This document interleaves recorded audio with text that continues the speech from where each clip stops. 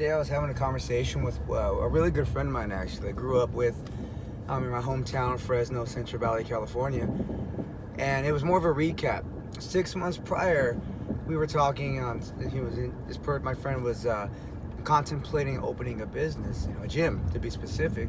So he reached out to me just to kind of ask me, what I thought, because I had just done it, and how hard it was, and some of the things that I had to do. So I gave him all the advice I could based off of my small 10 months as a business gym owner. More importantly than that, my 15 years of actual experience in the industry prior to that. So I gave him everything. I talked about everything. I think we talked for about an hour. I kind of laid out a blueprint, not just on the tactics you need to do, but more so on the mindset before you even begin to do any of this, because you can't be who you are today if you want to become somebody different in business. It's not going to work like that. So we talked a couple of days ago, and I asked him how's everything going. You almost ready to start it, and he said, I decided it wasn't the right time. I was going to hold off on it and get a little bit more experience and do a few more things, knock out a few more things in my life before I started it. It was just a head-scratching moment for me, because 6 months ago, this person was gung-ho. I mean, they were picking my brain. They were asking the right questions. Typically, when you're in that state of mind where you're asking some of the questions this person was, you've already decided that, hey, I'm gonna do this. I'm gonna make this change. I'm gonna do it. I'm gonna move forward with what I've been telling myself I'm gonna do. So I had all the intention on being able to follow up and can pick up back off our conversation we had. So when he told me that, it just hit home. It hit home for a lot of reasons where I understood. I had a lot of empathy for it. I know exactly what the mentality was like. I know exactly how challenging it can be to convince ourselves that we can do this. And that is what we're doing when we're doing something that's way beyond what we're comfortable or used to doing. We have to convince ourselves that we can. The easiest way for us to be able to do that, because again, we're always our own worst critic. It's always going to be, well, for them it's easy, for me it's not. The better question to ourselves, or I guess the statement to ourselves, is, if somebody can do it, then it can be done, and why not me? Especially if it's something you love doing, which is what I love to do what I'm doing. He loved to be in this industry. He's been working as an employee, training people and doing it. When you love it so much, it shouldn't be that hard of a conversation to have with yourself. But at the same time, again, our comfort zone kicks in, and it's something that we've never done, and it's easier to wait or tell ourselves we're going to wait and I'll do it later, which kicks in, the procrastination. And eventually you're 55 and you're sitting on the porch, rocking back in your chair. I say, man, I wish I would have. I wonder what my life would be like today. Maybe it'd be worse, but maybe not. Maybe it would be exactly what you envisioned to be. All your wildest dreams came true. It's never going to be easy, not even just opening a business. Anything in life that requires change or something that you have to work towards. I mean, there's a picture that I see often, time to time. A lot of people post it. I came across it years ago.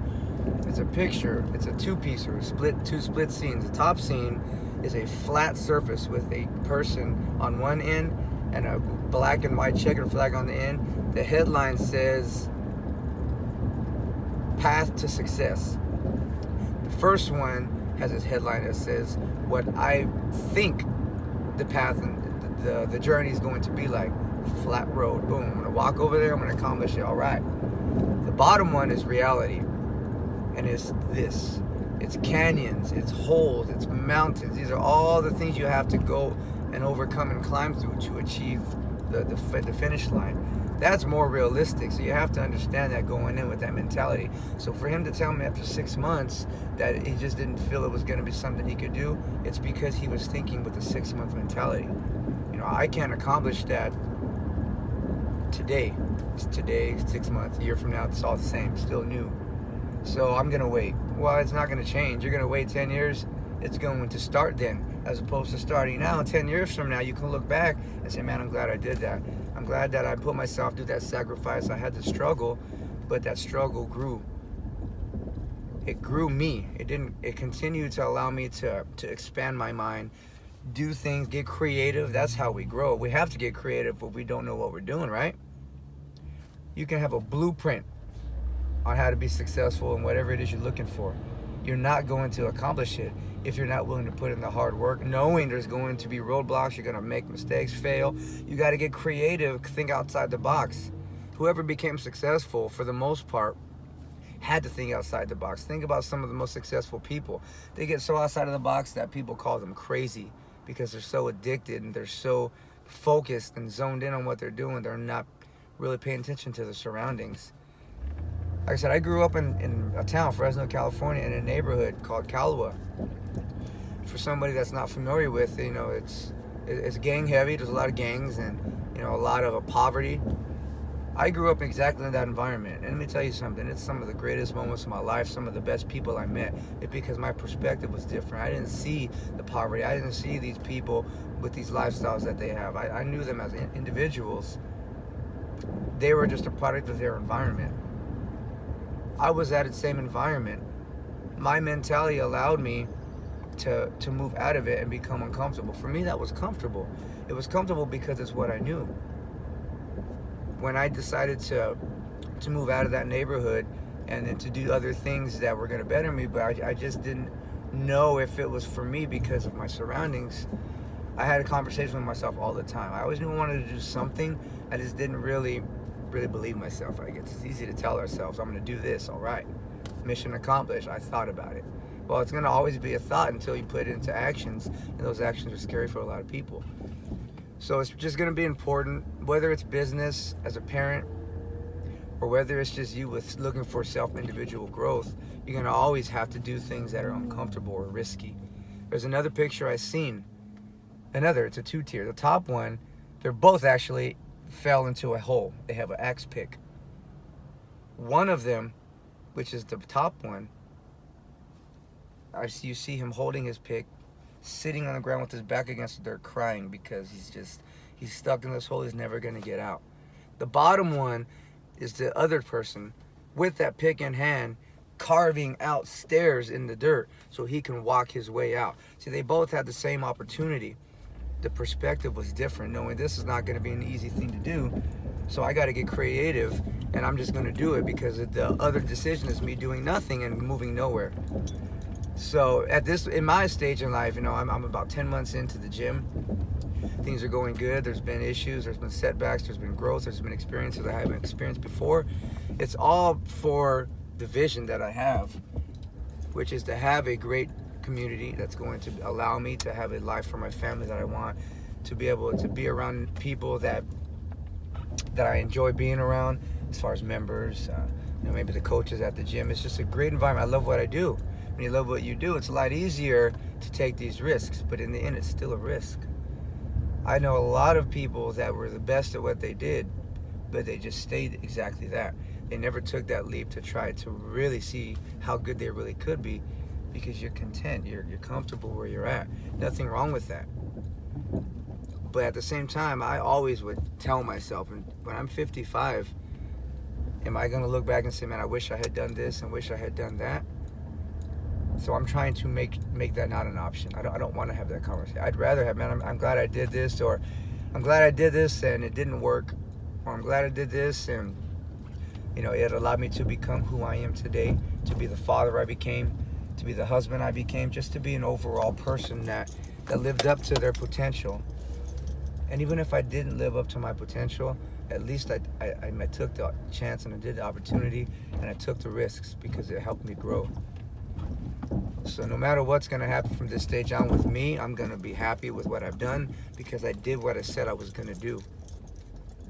The end result is going to happen based off the journey and the work ethic I put into it.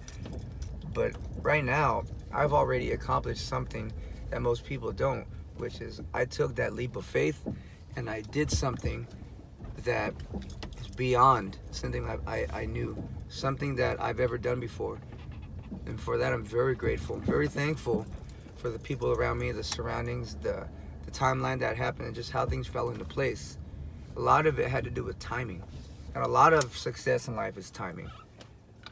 You may not be successful today in what you're doing, but tomorrow may be different. You may meet with somebody that's going to change your life overnight. You may post something on the line that's going to change. Somebody's going to see it, and that person's going to change your life. You may do something in the gym, you may do something at home, and it's just going to be that one decision or the opportunity that changes your life for the better. So you got to keep doing the same things over and over, essentially, sometimes, before it starts to spark, or one person that can help you change your life, it comes across it. Happens all the time in business. You see people become successful overnight, videos going viral. Somebody that grew up in the hard knocks, living in their parents' basement, puts out a music video, it goes viral on YouTube, Jay-Z sees it, boom, you're Lil Wayne. These are how things happen in life. Opportunity, timing. But none of that's going to come across you if you're on the sidelines. You got to be on the field playing, taking the hits, taking the bumps, bruises. In jiu-jitsu, in karate, judo, taekwondo, a white belt eventually becomes a black belt if they never quit. A white belt stays a white belt if they quit. Pretty basic, pretty understandable. That's going to apply to everything in life. So you're going to have to take the risks. Whether you fail or not, at least you're not going to tell yourself 30 or 40 years from now, man, I wish I had done that. It's a hard pill to swallow, because I see a lot of people that do that. So hopefully this helps one person. If you're looking at me and it's going one way or the other, or I'm a kid, or I don't know what I'm talking about, this video's not going to benefit you, but there's going to be somebody. There's going to be somebody that sees this video, and that's going to be the deciding factor on whether they're going to take that step or not. And I'm speaking to you then. I'm speaking to you that I've done it. I'm doing it. I don't know what's going to happen, but I do know what's going to happen with me is I'm going to continue to grow, continue to do my best, and continue to just try to maximize my potential. That's all I can do. It's what I have control over. Alrighty. Talk to you guys next time. Please check out the YouTube channel. Subscribe to it. Like the videos. They make me kind of know, pick and choose. You know, am I touching people? Am I reaching people? I just like to see that I'm at least helping one person. That's all I care about. All right. Talk to you guys later.